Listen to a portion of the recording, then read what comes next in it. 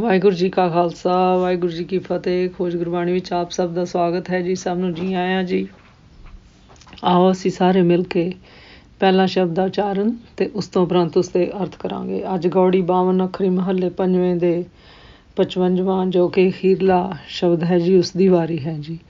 ਅਤੇ ਇਹ ਆਗਿਆ ਹੈ ਜੀ ਕਿ 52 ਅੱਖਰੀ ਮਹੱਲੇ ਪੰਜਵੇਂ ਦੇ ਪਹਿਲਾ ਸਲੋਕ ਜੋ ਹੈ ਉਹ 52 ਅੱਖਰੀ ਸ਼ੁਰੂ ਹੋਣ ਤੋਂ ਪਹਿਲਾਂ ਵੀ ਪੜ੍ਹਨਾ ਹੀ ਹੈ ਜੀ, ਅਤੇ ਅੰਤ ਵਿੱਚ ਵੀ ਇਹ ਆਗਿਆ ਹੈ ਕਿ ਉਹ ਪੜ੍ਹ ਕੇ ਅਤੇ ਉਸਦੇ ਅਰਥ ਕਰਨਾ ਹੀ ਹਨ ਜੀ। ਸੋ ਅਸੀਂ ਇਸ ਸ਼ਬਦ ਤੋਂ ਬਾਅਦ ਫਿਰ 52 ਅੱਖਰੀ ਮਹੱਲੇ ਦਾ ਪਹਿਲਾ ਸ਼ਬਦ ਪੜ੍ਹਾਂਗੇ ਜੀ ਅਤੇ ਸਾਰ ਕਰਾਂਗੇ ਜੀ।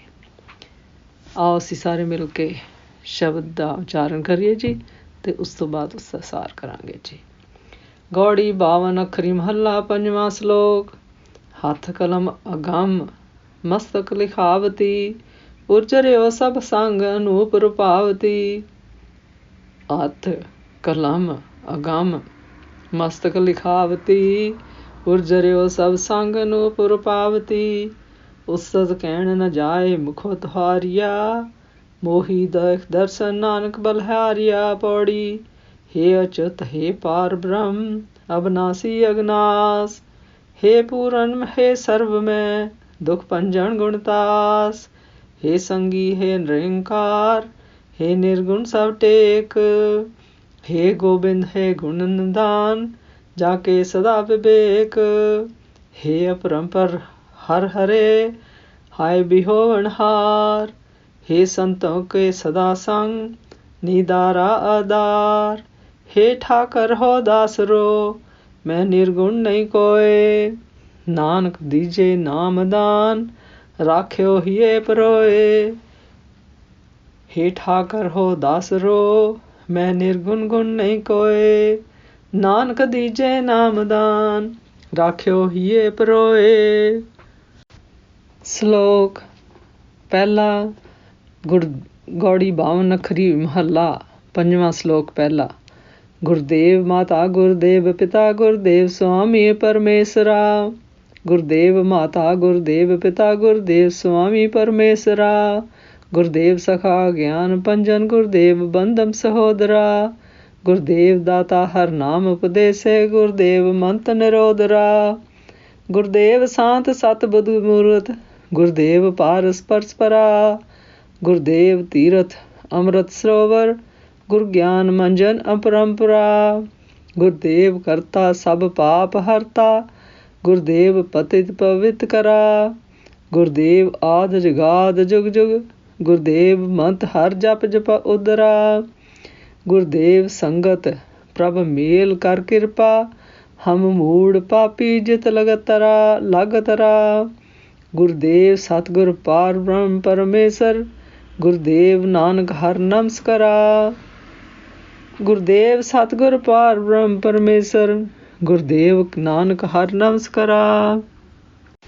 ਇਸ ਸ਼ਬਦ ਵਿੱਚ ਗੁਰੂ ਜੀ ਕਹਿੰਦੇ ਹਨ, ਹੇ ਅਗਮ ਅਪਾਰ ਪਾਰ ਬ੍ਰਹਮ ਪਰਮੇਸ਼ਰ, ਤੁਹਾਡੇ ਹੱਥ ਵਿੱਚ ਕਲਮ ਹੈ ਜੀ।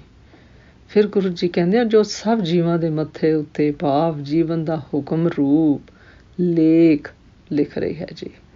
ਫਿਰ ਗੁਰੂ ਜੀ ਕਹਿੰਦੇ ਹਨ, ਹੇ ਅਨੂਪ ਰੂਪ ਵਾਲੇ ਪਰਮੇਸ਼ਰ, ਤੁਸੀਂ ਸਭ ਨਾਲ ਰਚ ਮਿਚ ਰਹੇ ਹੋ ਜੀ।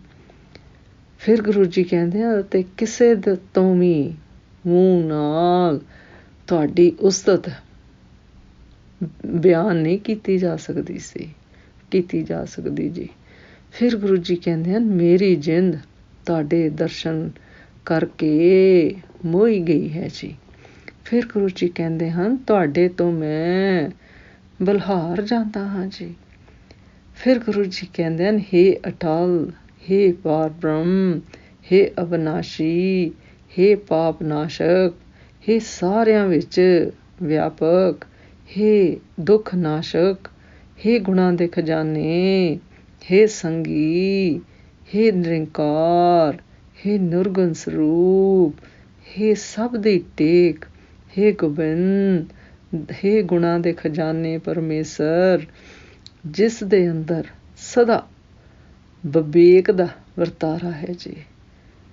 ਹੇ ਪਰੇ ਤੋਂ ਪਰੇ ਪਾਰ ਬ੍ਰਹਮ ਪਰਮੇਸ਼ਰ, ਹੇ ਕਲਿਆਣ ਸਰੂਪ, ਫਿਰ ਤੁਸੀਂ ਹੁਣ ਵੀ ਸੋ ਜੀ, ਪਹਿਲਾਂ ਵੀ ਸੋ ਜੀ, ਅੱਗੇ ਵੀ ਹੋਵੋਗੇ ਜੀ, ਤੇ ਭਵਿੱਖ ਵਿੱਚ ਵੀ ਤੁਸੀਂ ਹੀ ਹੋਵੋਗੇ ਜੀ। ਭਾਵ ਤੁਸੀਂ ਅੱਜ ਵੀ ਹੋ, ਕੱਲ੍ਹ ਵੀ ਹੋ, ਪਰਸੋਂ ਵੀ ਹੋ ਤੇ ਹਮੇਸ਼ਾ ਲਈ ਹੋ ਜੀ। ਪਰਮੇਸ਼ਰ ਜੰਮਣ ਮਰਨ ਦੇ ਗੇਟ 'ਚ ਨਹੀਂ ਪੈਂਦਾ ਜੀ।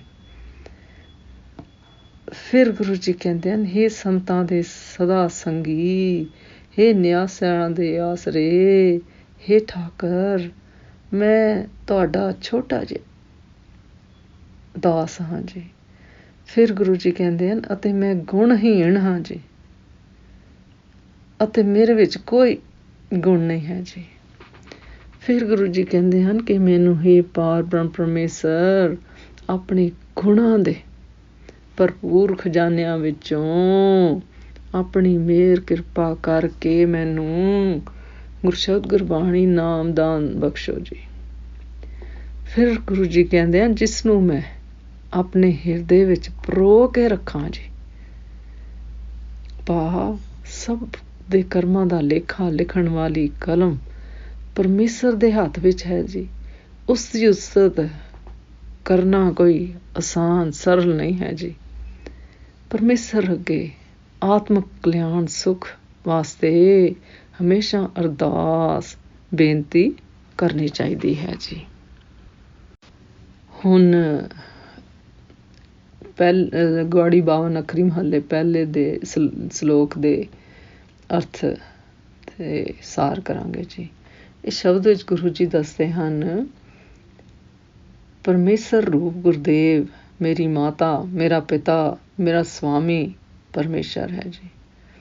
ਫਿਰ ਗੁਰੂ ਜੀ ਕਹਿੰਦੇ ਹਨ, ਗੁਰਦੇਵ ਹੀ ਮੇਰਾ ਸਾਥੀ, ਅਗਿਆਨਤਾ ਦਾ ਨਾਸ਼ਕ, ਸੰਬੰਧੀ, ਸਕਾ ਭਰਾ ਹੈ ਜੀ। ਅਤੇ ਗੁਰਦੇਵ ਮੇਰਾ ਪਰਮੇਸ਼ਰ ਹਰ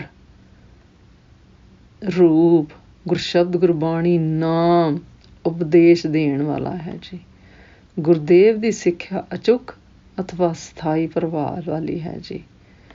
ਪਰਮੇਸ਼ਰ ਦਾ ਗੁਰਦੇਵ ਸ਼ਾਂਤੀ, ਸਚਾਈ ਅਤੇ ਬੁੱਧੀ ਦਾ ਸਰੂਪ ਹੈ ਜੀ, ਅਤੇ ਪਾਰਸ ਹੈ ਜੀ, ਜਿਸ ਦੀ ਛੋਹ ਨਾਲ ਗੁਰਮੁਖ ਜਗਤ ਸੰਸਾਰ ਤੋਂ ਪਾਰ ਹੋ ਜਾਂਦੇ ਹਨ ਜੀ। ਫਿਰ ਗੁਰੂ ਜੀ ਕਹਿੰਦੇ ਹਨ, ਗੁਰਦੇਵ ਤੀਰਥ ਹੈ ਜੀ, ਅੰਮ੍ਰਿਤ ਦਾ ਸਰੋਵਰ ਹੈ ਜੀ, ਗੁਰੂ ਦਾ ਗਿਆਨ ਗੁਰਸ਼ਬਦ ਗੁਰਬਾਣੀ ਨਾਮ ਹੈ ਜੀ। ਗੁਰਸ਼ਬਦ ਗੁਰਬਾਣੀ ਨਾਮ ਵਿੱਚ ਕੀਤਾ ਇਸ਼ਨਾਨ ਪਰਮ ਸ੍ਰੇਸ਼ਟ ਹੈ ਜੀ। ਫਿਰ ਗੁਰੂ ਜੀ ਕਹਿੰਦੇ ਹਨ, ਗੁਰਦੇਵ ਵੀ ਸੰਸਾਰ ਦਾ ਕਰਤਾ, ਸਾਰਿਆਂ ਪਾਪਾਂ ਨੂੰ ਹਰਨ ਵਾਲਾ ਹੈ ਜੀ, ਅਤੇ ਪਤਿਤਾਂ ਨੂੰ ਪਵਿੱਤਰ ਕਰਨ ਵਾਲਾ ਹੈ ਜੀ।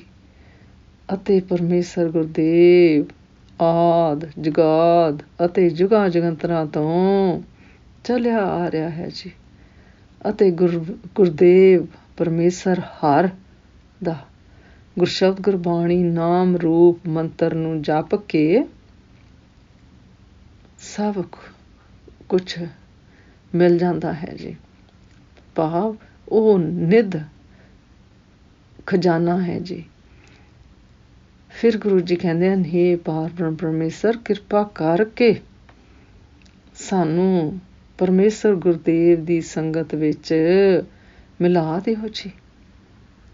ਗੁਰਸ਼ਬਦ ਗੁਰਬਾਣੀ ਨਾਮ ਜਿਸ ਨਾਲ ਲੱਗ ਕੇ ਅਸੀਂ ਮੂਰਖ ਪਾਪੀ ਇਸ ਭਵ ਸਾਗਰ ਤੋਂ ਤਰ ਜਾਈਏ ਜੀ। ਫਿਰ ਗੁਰੂ ਜੀ ਕਹਿੰਦੇ ਹਨ ਕਿ ਗੁਰਦੇਵ ਸਤਿਗੁਰ ਪਾਰ ਬ੍ਰਹਮ ਪਰਮੇਸ਼ਰ ਹੀ ਹੈ ਜੀ, ਅਤੇ ਪਰਮੇਸ਼ਰ ਹਰ ਰੂਪ ਗੁਰਦੇਵ ਨੂੰ ਮੇਰੀ ਸਦਾ ਨਮਸਕਾਰ ਹੈ ਜੀ। ਇਸ ਸਲੋਕ ਦਾ ਸਾਰ ਇਹ ਨਿਕਲਦਾ ਹੈ ਜੀ ਕਿ ਜਿਸ ਤਰ੍ਹਾਂ ਆਦਿ ਵਿੱਚ ਗੁਰ ਪਰਮੇਸ਼ਰ ਦੀ ਮਿਹਰ, ਦਇਆ, ਕਿਰਪਾ ਦੀ ਲੋੜ ਹੈ ਜੀ। ਫਿਰ ਗੁਰੂ ਜੀ ਕਹਿੰਦੇ ਨੇ, ਇਸੇ ਤਰ੍ਹਾਂ ਜੀਵਨ ਦੇ ਅੰਤ ਵਿੱਚ ਵੀ ਪਾਰ ਬ੍ਰਹਮ ਰੂਪ ਗੁਰ ਪਰਮੇਸ਼ਰ ਦੀ ਮਿਹਰ, ਦਇਆਲਤਾ, ਕਿਰਪਾ ਦੀ ਲੋੜ ਹੈ ਜੀ। ਫਿਰ ਗੁਰੂ ਜੀ ਕਹਿੰਦੇ ਹਨ ਕਿਉਂਕਿ ਜੀਵਨ ਆਦਿ ਤੋਂ ਲੈ ਕੇ ਅੰਤ ਤੱਕ ਦੇ ਸਮੇਂ ਮਾਇਆ ਦੇ ਮੋਹ ਵਿਕਾਰਾਂ ਅਤੇ ਕੋਈ ਵੀ ਸੰਬੰਧੀ ਸਾਡੀ ਰੱਖਿਆ ਨਹੀਂ ਕਰ ਸਕਦਾ ਜੀ।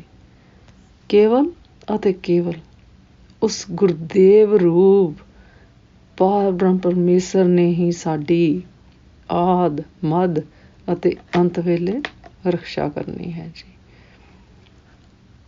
ਸੋ ਜੇ ਅਸੀਂ 52 ਅੱਖਰੀ ਦਾ ਸਮੁੱਚਾ ਸਾਰ ਕਰੀਏ ਜੀ ਤਾਂ ਇਸ ਵਿੱਚ ਸਾਨੂੰ ਇੱਕ ਸੁੰਦਰ ਜੀਵਨ ਜਾਚ ਸਿਖਾਈ ਹੈ ਜੀ।